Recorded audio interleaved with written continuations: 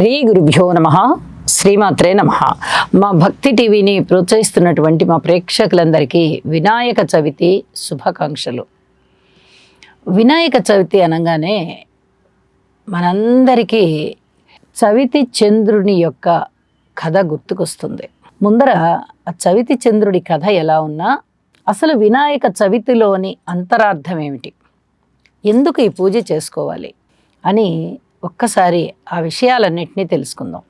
భాద్రపద శుద్ధ చవితి నాడు ప్రతి సంవత్సరము వినాయక పూజ చేసుకుంటాం. ఈ భాద్రపద మాసం ఎప్పుడు వస్తుంది? వర్ష ఋతువులో వస్తుంది. చెట్లన్నీ చిగురిస్తాయి, పువ్వులు పూస్తాయి, కాయలు కాస్తాయి, పండ్లు పండుతాయి. పూర్తిగా పండిపోవు, పక్వానికి రెడీ అవుతూ ఉంటాయి, ఇక సిద్ధం అవుతూ ఉంటాయి అన్నమాట. అలాంటి స్థితిలో వినాయకుడికి అన్ని రకాల పత్రాలు అంటే ఆకులతో పూజ చేస్తాము, కాయలు నివేదన చేస్తాము, పండ్లు నివేదన చేస్తాము. అన్ని రకాలైనటువంటి కాయలని కూడా మనము నివేదన చేయడానికి ఇష్టపడతాం. ఎటువంటివి?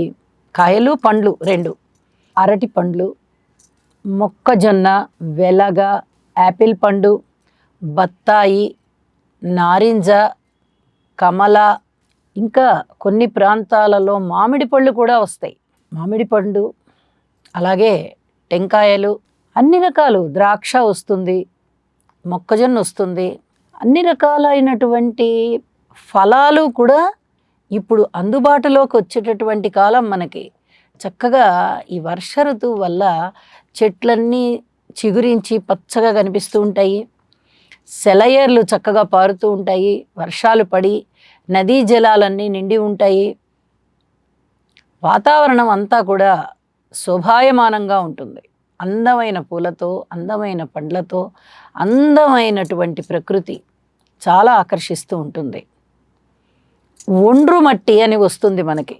నది ఒడ్డున, సెలయేర్ల ఒడ్డున, చెరువుల ఒడ్డున ఆ మట్టిని తీస్తారు. ఆ మట్టిని తీసి ఆ మట్టితో వినాయకుడిని చేస్తారు. ఇది చాలా ముఖ్యమైనటువంటి విషయం. వినాయకుడి యొక్క పుట్టుక మనకి నలుగు పిండితో జరిగింది. పార్వతీదేవికి ఒక ఆలోచన వస్తుంది. తాను స్నానం చేసేటప్పుడు భర్త తిరిగి వస్తున్నారు గజాసురుని సంహరించి, ఇక చక్కగా అందంగా అలంకరించుకొని భర్తకి ఎదురేగాలి అనేటటువంటి ఆలోచనతో ఆవిడ స్నానం చేస్తూ ఉంటే, ఆ చేసే ముందర ఒంటికి పెట్టుకున్నటువంటి నలుగు పిండితో ఒక బొమ్మని చేసి ఆ బొమ్మకి ప్రాణం పోయాలి అనిపించింది. మరి మాత సంకల్పం. వెంటనే వినాయకుడు ఆవిర్భవించాడు. ముద్దులొలికే బాలుడు గణేశుడు ఆవిర్భవించాడు. చక్కగా వాకిలి వద్ద కావలి పెట్టింది. తను స్నానం చేసి ముస్తాబు అవడానికి సిద్ధమయ్యారు. ఇక్కడ గణేశుణ్ణి మనము తయారు చేసుకోవడానికి ఈ ఒండ్రు మట్టిని ఉపయోగిస్తాం. అక్కడ పార్వతీదేవి తన ఒంటి నలుగుతో పెట్టారు. ప్రజలు ఒండ్రు మట్టితో వినాయకుడిని తయారు చేస్తారు. ఈ ఒండ్రు మట్టితో చేయడం వల్ల ఈ మట్టి మళ్ళీ గణేశుణ్ణి నిమజ్జనం చేసినప్పుడు 9 రోజుల అనంతరము గణేశుణ్ణి నిమజ్జనం చేస్తాం. ఆ నిమజ్జనం నీటిలో కలిపేసినప్పుడు ఆ నీటిలో చక్కగా కలిసిపోతుంది. ఎటువంటి ఇబ్బంది లేకుండా, ఆ జలచరాలకి ఎటువంటి హాని జరగకుండా చక్కగా నీటిలో కలిపేస్తాం మనం. వాటికి ఏమీ ఇది ఉండదు. అందువల్లనే ఈ పూలని, పండ్లని, ఆకులని ఇవన్నిటినీ కూడా ఆ జలాల్లో వేసేటప్పుడు కాస్త చూసుకుని వేయండి. అందులో ఏమీ గాజు పెంకులు లేకుండా, ఇంకేదైనా హానికరమైన పదార్థాలు లేకుండా మీరు నిమజ్జనం చేయండి అని చెప్పి అందరూ చెప్తూ ఉంటారు పెద్దలు. జలచరాలకి హాని కలగకుండా ఉండడం కోసం చెప్తారనమాట. ఇలా ప్రకృతిలోనే మళ్ళీ విలీనం చేసేయడం. ప్రకృతి నుంచి వచ్చినటువంటి ఒండ్రు మట్టితో వినాయకుడిని తయారు చేయడం, మళ్ళీ ప్రకృతిలోనే గంగమ్మ ఒడిలోకి వినాయకుడిని పంపించేసేయడం. ఇదంతా కూడా ప్రకృతి ఆరాధనకి చిహ్నమనే చెప్పాలి. అలాగే ఈ పూలు, పండ్లు, ఆకులు సమస్తమైనటువంటి ఆకుల్ని కూడా మనము పూజ చేసేస్తాం వినాయకుడికి. ఆకులతో చేసి వాటిని కూడా నిమజ్జనం చేస్తాం.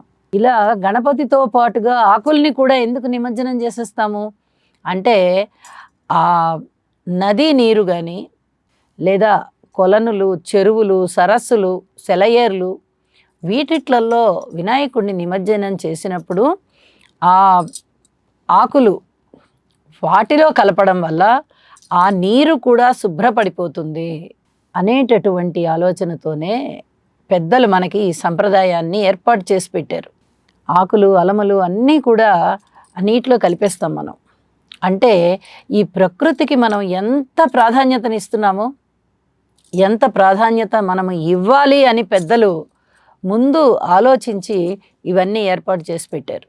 ప్రకృతి ఆరాధనే మనిషి యొక్క మొట్టమొదటి ఆరాధన అయింది. ఎక్కడ వేల వందల సంవత్సరాల క్రితం. అప్పుడు భగవంతుడి గురించి తెలియదు, కేవలం ప్రకృతిని ఆరాధించేవారు. పంచభూతాలని మాత్రమే ఆరాధించేవారు. మనం గాలి పీలుస్తున్నాము, అలాగే సూర్యచంద్రులు ఉన్నారు, ఆకాశం ఉంది, భూమి ఉంది, నీరు ఉంది, ఇవన్నీ ఉన్నాయి. కాబట్టి వీటి వల్లనే మనం బ్రతుకుతున్నాము. ఇవే ప్రాణవాయువులు, ఇవే మనకి ప్రాణాన్ని నిలబెడుతున్నాయి అనేటటువంటి ఆలోచనతో మానవుడు మొట్టమొదట పంచభూతాలకే నమస్కారం చేసేవారు, అలాగే ప్రార్థించేవారు కూడా. అంటే అది ప్రకృతి ఆరాధన. అటువంటి ప్రకృతి ఆరాధన మనకి కాలక్రమేణా కొనసాగుతూ చిన్న చిన్న మార్పులతో ఇవన్నీ వచ్చి చేరాయి అన్నమాట. ప్రకృతి ఆరాధన అనేది మనిషికి చాలా చాలా ముఖ్యం. మన యొక్క పర్యావరణాన్ని మనము కాపాడుకోవాలి, మన నదీ జలాలని మనము కాపాడుకోవాలి, మన యొక్క జలచరాలని మనము కాపాడుకోవాలి. వాటికి హాని చేసేటటువంటి పదార్థాలు ఏవి కూడా తగలనివ్వకూడదు. ఈ విధంగా మనిషి మనుగడ సాధించాలి, ఈ విధంగా మానవులు ఆలోచించి చేయాలి అని చెప్పి మనకి సనాతన ధర్మం బోధిస్తూ ఉన్నది అని చెప్పి తెలియజేస్తూ, అలాగే నివేదన పెట్టడంలోనే అంతరార్థం. మరి పూజ చేసుకున్నాము, అన్ని రకాల ఆకులతోనూ పూజ చేసుకున్నాము. మరి నివేదన, వినాయకుడికి కుడుములంటే చాలా ఇష్టం, ఉండ్రాళ్ళంటే చాలా ఇష్టం.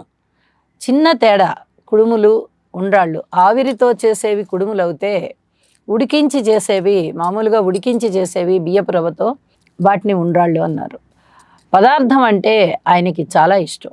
చూడండి, మనకి వ్యవసాయ సంప్రదాయకమైనటువంటి దేశం. మన ఆచారాలు అన్నీ కూడా ఎక్కడ రూపాయి ఖర్చు లేకుండా, అంటే ఎక్కువ ఖర్చు లేకుండా తక్కువ ఖర్చుతో కూడి ఉన్నటువంటి పూజలు, నివేదనలు మనకున్నాయి.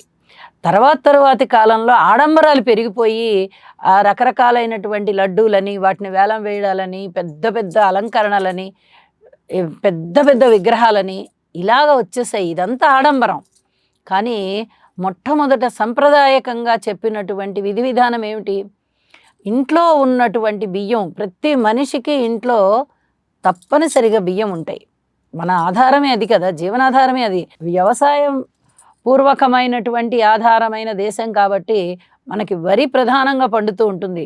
అలాగే మన జీవనాధారం కూడా వరే ఆహారం కాబట్టి ప్రతి మనిషి ఇంట్లో ధాన్యం ఉంటుంది.